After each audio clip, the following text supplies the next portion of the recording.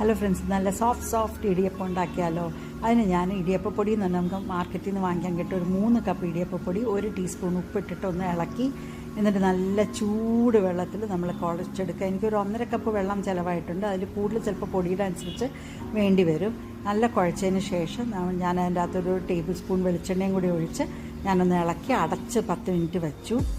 അത് കഴിഞ്ഞിട്ട് നമ്മൾ ഇടിയപ്പത്തിൻ്റെ തട്ടുണ്ടല്ലോ, നമ്മൾ ഇഡ്ഡലി കോരുന്ന തട്ട്, അത് റെഡിയാക്കി എണ്ണ തടവി വെച്ചിട്ട് അതിൻ്റെ അകത്തോട്ട് ഇതുപോലെ ഒന്ന് നല്ല കൈ കൊണ്ട് കുഴച്ച് മാവെടുത്തിട്ട് ഇടിയപ്പം പിഴിയുന്ന അതിലിട്ടിട്ട് ഒന്ന് പിഴിഞ്ഞെടുത്ത് നല്ല റെഡിയാക്കി എല്ലാം സെറ്റാക്കി വെച്ചു. എന്നിട്ട് ഇങ്ങനെ ആവി കയറ്റാനായിട്ട് വെച്ചു. എൻ്റെ മറ്റേ കുക്കർ വിസിലടിക്കുന്ന കുക്കറാട്ടോ. അപ്പോൾ ആയിന്ന് മനസ്സിലായി വിസിലടിച്ചപ്പോൾ 10 മിനിറ്റ് മതി കേട്ടോ ആവി കയറി എടുക്കാനായിട്ട്. നമ്മൾ ചൂടുവെള്ളം വെച്ചല്ലേ കുഴയ്ക്കുന്നത്. അപ്പോൾ നല്ല സോഫ്റ്റ് ഇടിയപ്പം കിട്ടും. എല്ലാവരും ട്രൈ ചെയ്ത് വെക്കുക. എൻ്റെ ചാനൽ സബ്സ്ക്രൈബ് ചെയ്യാത്ത കൂട്ടുകാരുണ്ടെങ്കിൽ സബ്സ്ക്രൈബ് ചെയ്യണേ.